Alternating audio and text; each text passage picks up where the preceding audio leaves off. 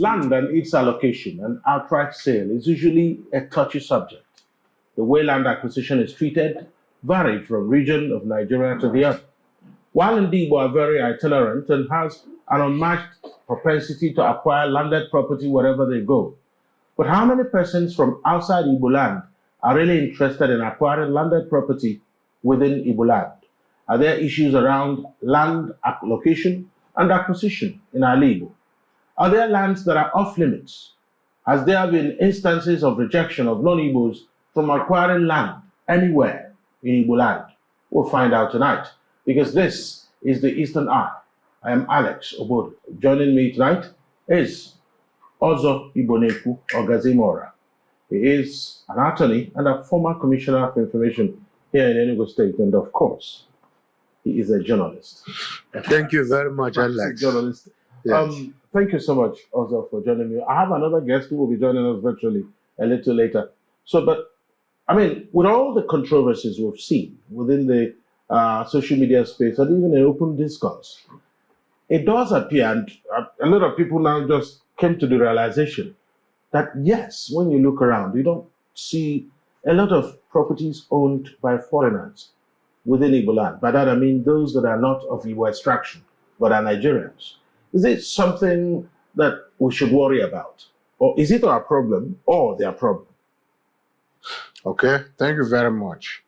In the first place, it is not true that you don't see property owned by non-Igbo in Igbo land. There are many of them, but the number is only commensurates with the activities that are capable of attracting those people and retaining them. You find a lot of Igbos in Lagos, in Kano, in Abidjan, and other places. And they are acquiring lands to live comfortably. Not because it is easier to acquire land in those places than Igbo land, but because it is a lot more helpful and more of the money from the federal coffers is spent there. And that is why you have people there who go there to buy land. The question you ask is, how many of those non-Igbos have such enterprises that would cause them to come and stay here for too long, acquire property, live, raise their children? How many of them? In the 1950s, first of all, let us start with how it started. Prior to colonialism, land in Igbo land belonged to three categories: the community, the family, and the individual. The communal land is there open for everybody if you meet the demands of the community. The kindred land is also there if you meet their demands, but there's something very important in it. There are certain things that are sacred about kindred land or Umuna land. You don't just go and acquire it. You don't just sell it. If we go deeper into that area of law, we begin to talk about allotment and partition. Allotment is where your kindred says, take this measure of land to build a home. It's not sold to you. You cannot sell it, which is different from partition, where the family will say, now we are 10 in this family, we have 50 plus, let us give ourselves one plot to do whatever we want to do with it. In which case, the individual can even sell to anybody. Then, remember, what you see today as central state control of land is a thing coming from the Land Use Act. As at 1912, the Land Use Act had taken effect in Lagos, I mean in the north, because the northerners had come of the Sultanate background, where the conquistador, the conqueror, became the owner of the entire land. That is especially the Sultanate areas, Borno and Sokoto. They were the owners of those lands. Now, in the West, from 1863, during the session of Lagos, 1861, as at 1863, the laws governing England were now applicable in Lagos. And those things also reflected in land. So you now see even some locus classicus in land matters in Lagos as far back as 1873. And that was giving lands to certain classes of chiefs. But now, when you come to Igbo land, I think it is two reasons why people talk the way they talk. One is ignorance. Number two is political branding. I'll take that last one first. Yes. So people you think there's something to be gained by continuing to brand the there is something to be gained by talking down on the Igbo, by trying to run the Igbo down, by being counted among those who denigrate the Igbo. So, all these, I don't even want to call his name. He is my friend, but I don't want to call his name. This, his sudden discovery of Igbo not selling land, is because he has his eyes on something. He's appealing to somebody to recognize that I'm one of you who dislike these people. And it is really a pathetic situation that one political sales commodity in Nigeria today is for you to show utmost hatred for the Igbo, so that you be reckoned with as being among those who can be trusted. During the presidential election, another good friend of mine was talking about the Igbo interfering in Lagos politics, as if all the non-Yoruba voters were Igbo. Meanwhile, there were Niger Deltans there were Middle Belters there were Hausas. But just for you to stand out, you pounce on the Igbo. And possibly that got him the little position he's holding. In the case of this new guy, in the first place, what he used there, what he brought forward, that is the case of Tos Benson. It was not true. Tos Benson had property in Owerri. His wife came from Owerri. I remember him mentioning his wife's name, Chinyere, from Owerri, at seminars in Lagos. I also attended seminars where he spoke. I spoke about his family, spoke about his wife, and spoke about his wife's people. He got land there. And in any case, how many years, assuming it happened, the question should have been, what land did Tos Benson ask for? Was it personal land? Was it kindred land, that is family land? Was it communal land? All right. Thank you so much. I'll come back to you for deeper analysis of the issues. I'm told that our virtual guest has joined us. Comrade Fidelis Ede has joined us now. Executive Director, Service Support Initiative, CEO, Comrade Farms. He's a lawyer and former level leader. Comrade Ede, thank you for joining me on the Eastern Eye. Thank you for having me. My greetings to Ogazimorah. All right. So my greetings, comrade. So let's dive right into it. I'm sure you've been following the discussion even what's been happening elsewhere about the Igbo being stingy with their land. Do you think Igbo are stingy with their land? Is there a refusal by Igbo to sell landed property to those that are not of Igbo extraction? Is this something that's been ongoing, or did it just start? Well, Alex, you see,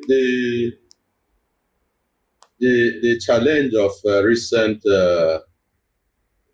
discussion in public spaces is that it's like we now fancy every narrative. Everything now forms basis for contention. And because when people have social space, particularly the electronic media, and they have attained certain levels of exposure, and maybe from agitated spirits, they now occupy attention as influencers in an environment where it's either you incite or you are exciting people. We tend to take people seriously. When we talk about lands, it's not just talking about the Igbos and lands. Tell me the tribe you know in Africa that easily sell land. If you look at all the tribal contentions, wars, and all that have ravaged Africa, it's about land. So if land is something people easily give away, why is it that people still fight over it? In the Middle East, what is the contention there? Is it about air? It's about land. But the challenge we'll have in this, for me, is that discussing hearsay, because the man who has activated this, Reuben, was putting a third party, and the context will be difficult for us to now engage. The question any responsible cultural person will want to even deal with here is that which one would have been more difficult for TOS Benson? Is it marrying from Igbo land or getting a land? If you answer that question and cast your mind that before independence, in fact, starting from the intervention of the colonial masters, the Igbos were special species.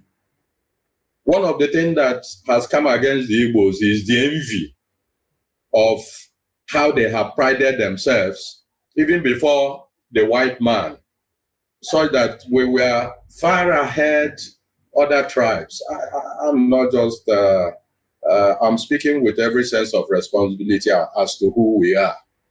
And the white man didn't even appreciate that.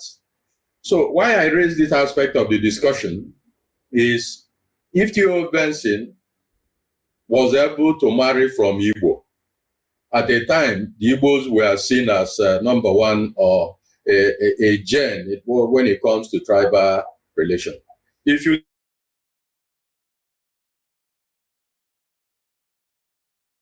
Comrade, are you still there? I think we're having just quite some challenge with take the intervention or the engagement of Zeke in politics. At times when people talk about Zeke, I said that people are missing it. By 2023, Macaulay had already dominated the politics of Lagos when Zeke was trying to leave the country for further studies. So the question here, or the point I'm driving at, is that it would have been harder marrying an Igbo daughter than talking about land. That is one aspect. And Ogazimorah made one point about the nature of land Theo Johnson was asking for. And from what I've read, since this issue came up, he was also given a land where he built a post office. And they said that infrastructure is still existing. By 1963, when the federal government constituted a committee to look at land acquisition, challenges that is associated to land as a result of the economic project of government. Mind you, then government used to outline in terms of years, 5 years and all that. The issue of land was something that was contentious. So in Igbo land, you have to look at the metaphysical aspect of our life. It's not just talking about whether somebody wanted to buy land. Land in Igbo land is something that you hardly can find an individual owning. It's highlighted the scheme rate and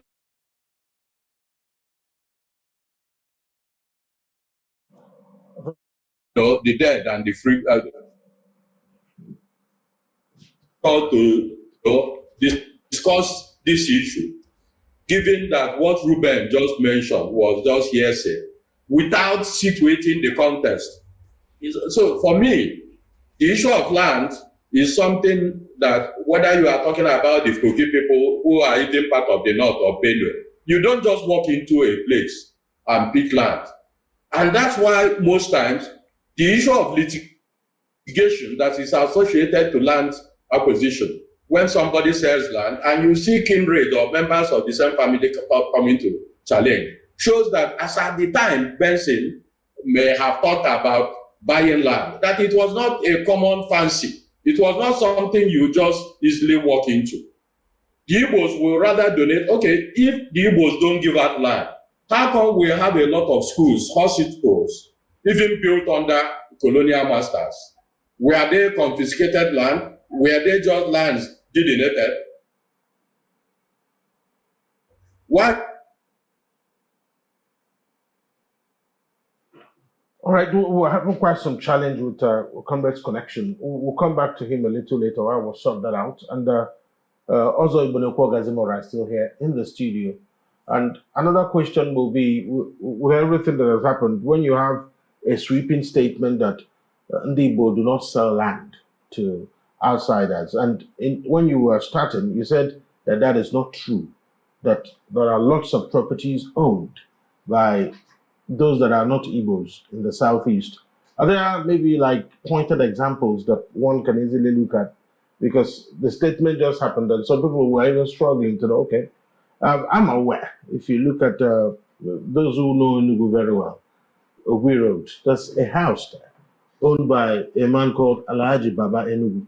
I'm sure you know that place. Yes, I know. So, that's just one. There could be many, of course. Enugu has got a very big Hausa community. So, Yes. But there could be many instances. But are there instances, glaring instances, of properties that are owned by non-Igbos in the southeast? Yeah, well, there are many of them, but to be honest with you, I do not think it is proper to begin to call people's property just like that. That's right. Why you can mention such century-old property like Alhaji Giri's property, Umoro Atine, all at Ogwe Road, Asata, Owerri Road, Hassan family. There are many of them that have been here for at least 80 years. When you go to Gumbi Lane to Ogwe Township, you go to Ogidi Street, Oba Street, Egede Lane, Okuosa area, and you see a lot of them. There are many there. It's not good to start calling them. I know that area very well because it was also part of my upbringing, right? And it's not good to start mentioning some parents now whose children, my mates or the younger one, may be elsewhere and they'll be hearing it and they say, this guy is identifying my father's property here and there. So there are so many of them. You go to Onitsha, the same thing. You go to Owerri, the same thing. It is even more enormous here. So the guy's statement is, first of all, based on ignorance. Then secondly, cheap attempt at gaining popularity in the court of persons who dish out power and privileges for the measure of your dislike for the Igbo. Right? Now, you see, the question is this: Igbos do not give land. What would make somebody to acquire land? First of all, you have the need for it. You can afford it. You have hundreds of business directors, bank directors, multinational leaders in Lagos. They can afford to buy land. You have a lot of entrepreneurs there. How many of them do you have here? Even public service directors at the federal level, how many of them do you have here? Who can afford to buy land? Let us, before we now talk about need, whether they need it. Do they like to take permanent residence where they are sent, like the civil servants who are sent here and they spend 2-3 years and they are gone? Unlike the Igbo man who's an entrepreneur who starts there as an apprentice, he does that 7-8 years, and after that he begins to do his own business and begins to rise. Another 20-30 years he's there. So it is necessary for him to acquire land so that he will stop paying rent, so that he will stop being harassed by a landlord, so that he can also plan his habitation. So the preponderance of the Igbo getting land cannot be measured with others getting lands in Igbo land, because the commensurate economic power cannot be there. Those in Igbo land, there is no federal spending in Igbo land for people to stay here and have the need to build their homes. How many federal enterprises, federal organizations are functioning here? How many multinationals are in the Southeast? Because when we talk about land, you do not leave out affordability and the need. That's factors of production. So typically what this is about is that, well, when you reverse this conversation, Igbo are always moving out, spending money, trying to be comfortable elsewhere. Yes. But those factors of production that make it attractive for them elsewhere are not present in the homeland. Yeah, they are not. So where does that leave us in the conversation? So at the end of the day, it's not the fault of the Igbo that people are not coming here to buy land. Not that they don't have the land for sale, really. Mm-hmm. Well, I'm not saying that the Igbos have the land. They don't have the land, but it entirely depends on you. If you want to sell your own land. But let me also tell you what is evolving. You know, the Land Use Act is actually being effectuated in the Southeast, starting from, say, 2010 or thereabout. That is where the government is now seizing community lands in the guise of Land Use Act. In most cases, seizing them without paying compensation. Talking about those factors that will keep the Igbo on their land or that will attract others to come to the land is going to go further away, because the capture of those community lands on behalf of the state is not actually being done to create business or economy. They are all, if you look at the entire estates they are building, development, housing development and the rest of them, how many of them have you seen to be industrial estates? In Enugu now, there are more than 100 estate developers playing in every corner of Enugu. Which one is an industrial estate?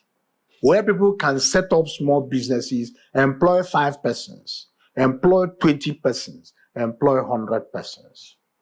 Even the eminent industrial estate is being ravaged by these developers. All of them are being carved out, turned into this and this estate, this and this housing, this and that estate. So, at the end of the day, the Southeast is going to end up as merely a residential region where nothing productive is done, no real economic activities.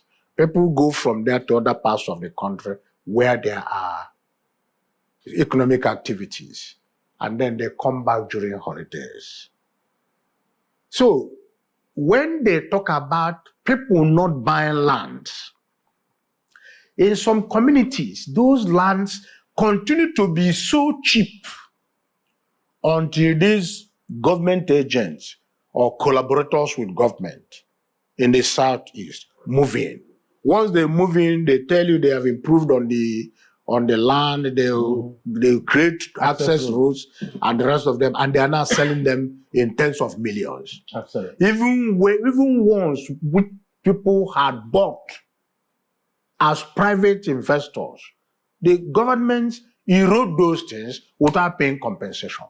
That is common. For instance, in Enugu, at Eva Valley, at Abo, these Abo lands, this was what they did. Thousands of persons lost their investments there.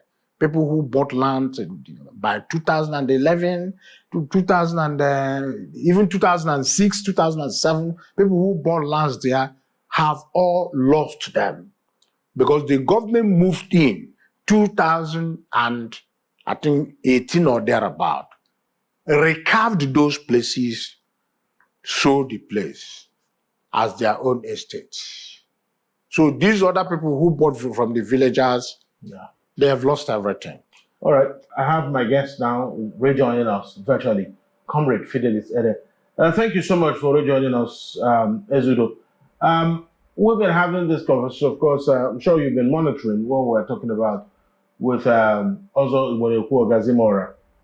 Is there a problem with, he's cited some reasons why there isn't a flurry of interest in those who want to buy land. That is just an economic issue. The second one might be the political issue. So, but when you mix the two together, is this a recipe that we should be excited about in the Southeast? Despite what's been said about whether we sell land or not, but not having a lot of activity, a lot of demand on our landed property for production purposes, shouldn't it worry Igbo? Well, Alex, very clearly, the point Ogazimorah raised is very important in terms of how we have even denigrated who we are. Because whether people are talking down on the Igbos or people are envious about us, that is not as important as how we have conducted our own affairs. Just within context, you don't just travel to buy land. You buy land as a result of proximity and maybe the economic endeavor in which you are engaged in. When people talk about whether the Igbos are receptive or not, we will always remember that the first mayor of Enugu was a Northerner. And I didn't think he just came from the north to be mayor. He was residing here. And as a mayor, are you saying he didn't acquire properties and what have you? But coming to the point you made, if you looked at MI Opera's policy statement that was presented to the Eastern House of Assembly on 18th November 1957, he clearly outlined what the program of government in terms of economic development were. You know, when we talk about agriculture, it wasn't just what Opera focused on. It focused on industry. In fact, the MNA industrial estate, or Ogazimorah referred to, which has been converted to residential stroke industrial, was also part of Opera's outline. If you look at how they mapped out, they even mapped out forest areas, reserved forest areas, and he had a development program. When you come to agriculture, they had a permanent, what they refer to, if you call to trees, permanent trees, that refers to palm tree, cashew, coconut, and all that, this and what have you. You know, he had a program on livestock, on fisheries. This was why I think the Eastern region was referred then as the fastest growing economy. But today, like he mentioned, how come we are building just industries. We are building housing estates by proxy. Government will move in to acquire community land, then hand it over to their friends. They build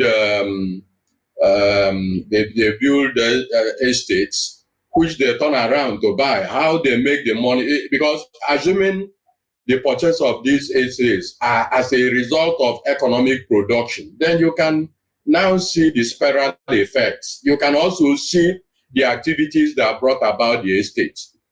So the irony of what we have seen is that the economic environment of Southeast seem to have focused on non-productive activities. And that's why you discover that a level of riskiness among the youths have increased so much that when you are not talking about Yahoo, you are talking about kidnapping. When you are not talking about kidnapping, you are talking about crime to the level now that it is very difficult for people to leave their homes by 7 p.m. So the point I'm making is that the economic programs of the governments within Southeast is even anti the Igbo people. We are not talking about those ordinarily that would have been attracted to develop their businesses here. So land has become a value that has even degraded those who before now used to have their own community land, kindred land, and what have you. But how this will play out moving forward, given that government land has also a tenure of 99 years, depending on when you acquired it. So it's something I don't know what we are handing over to the next generation as to whether the Igbos welcome people or where they sell land. That is not the issue, because if you don't come to live in a place and practice some economic activities, do you just move into a place? If you look at acquisition of land, whether you are about Lagos or whether you are talking about where you find the Igbos, they didn't just come to buy land. They are in economic activities that grow.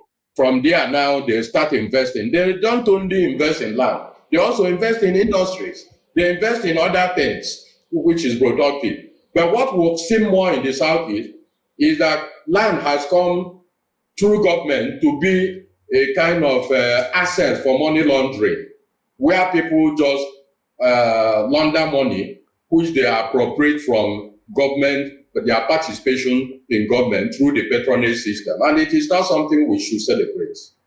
All right, then. Also, Ogazimorah, with all this we're saying, we're actually now looking at the Southeast with another eye, saying, oh, that's actually a problem. It's not just about what was said about the Southeast not selling land. You've made the point about factors of production. Now, for how long will this continue? And the government have been called out now on the issues of really bringing about activities that will spur some economic activities to happen. When will that happen? There's always a talk about Southeast governors, and all of them are announcing that they are doing this and they are doing that. But we are continuing to see what you might call luxury housing estates springing up. We haven't seen the low-cost housing estate. We haven't seen estates that are coming because there are real economic activities on the land. Is it far-fetched? Well, Alex, to be honest with you, it's not far-fetched. I don't know whether it is because of ignorance or because it is an easier way of making money.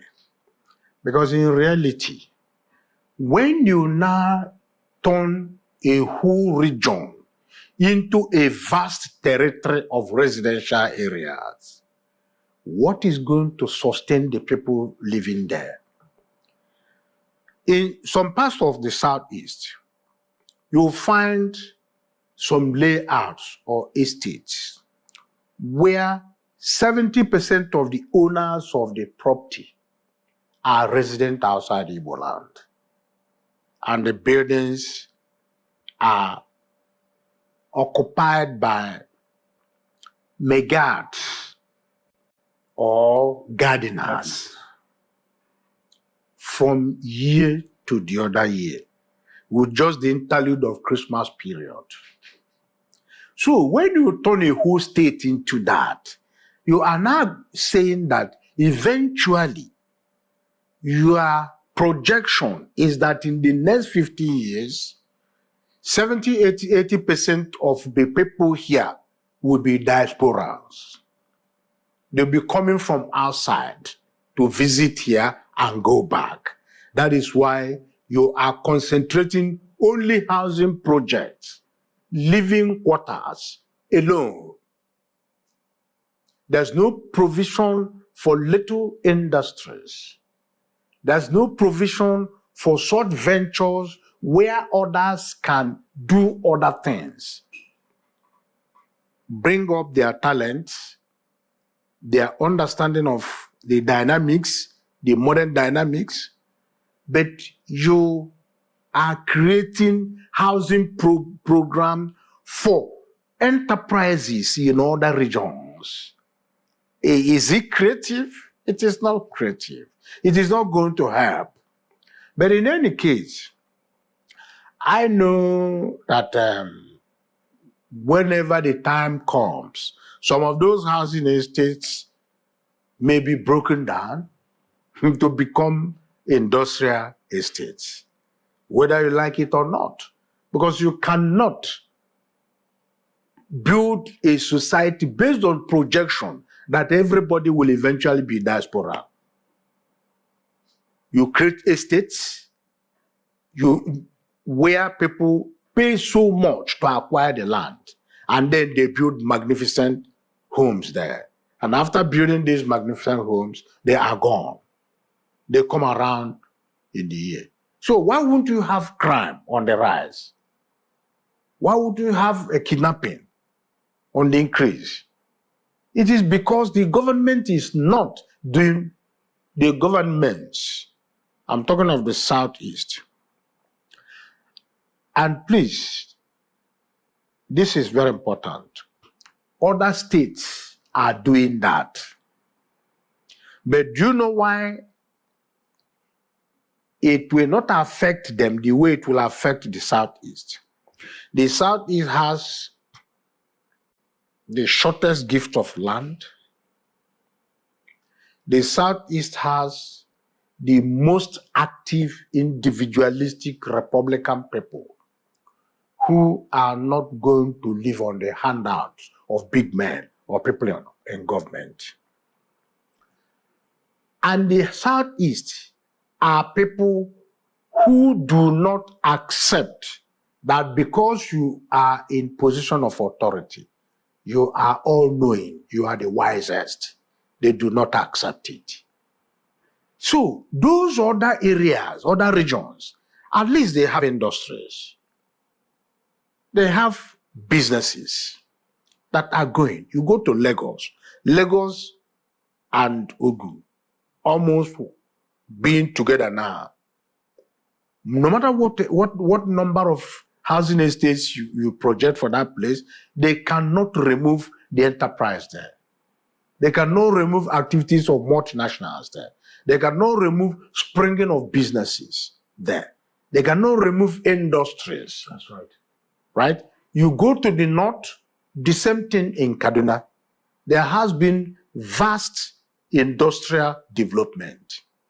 But such is not in the Southeast. There was a great deal industrial development in the Southeast, in Enugu, Aba, Port Harcourt, Onitsha, and the rest of them. But many of these things have been overtaken. So at the end of the day, what is going to perpetuate the economy? The reason it is called economy is because it takes care of now. That's right. It takes care of tomorrow. And it takes care of the third, fourth generation. All right. I need to get the final thoughts of Comrade Ede on this. We'll have about 4 minutes to go. Comrade Ede, I need to have your final thoughts on this. There is a popular song. It was done in Pidgin English. It said, say that like this, we go today.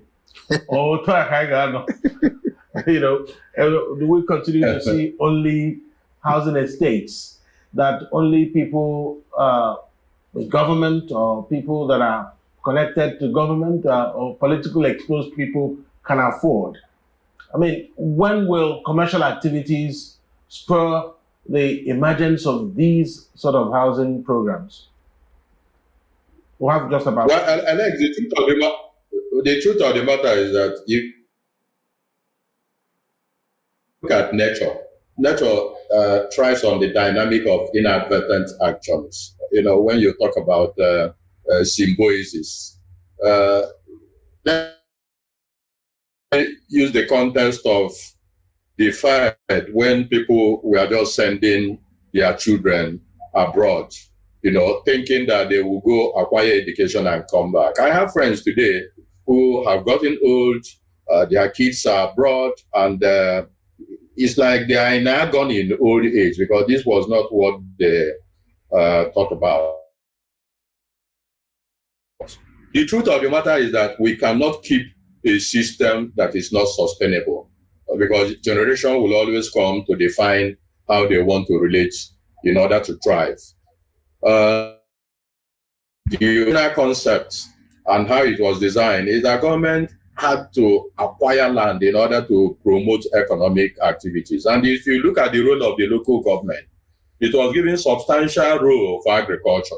We don't find that. We had a governor in this state who referred to land as the Enugu oil resources, and that he will try as much as possible to exploit it. But you cannot find one agricultural program which embarked, just like you also mentioned, or even housing for middle income or the lower class. The white man had artisan, the white man had COCAM, they had GRA. If you look at Enugu, for instance, you will discover that all the industrial layouts, like the one you have in Sixth Avenue, MNA and what have you, if you look at the zoo, if you look at the market garden that tended to some economic ventures, they've all been converted to housing estates. So it cannot be sustainable. But how it can be reversed is something we don't know. We don't need anarchy. But if it's inevitable, you cannot avert it. All right, that would be a good place to leave it. Thank you so much, Comrade Fidelis Ede, the Executive Director, Service Accord Initiative, is a farmer, lawyer, and former labor leader. Thank you so much for your perspectives on the Eastern Eye tonight. My honor. And also, Ogazimorah is a former Commissioner of Information here in Enugu State. He is also a lawyer and, of course, a journalist. Thank you very much.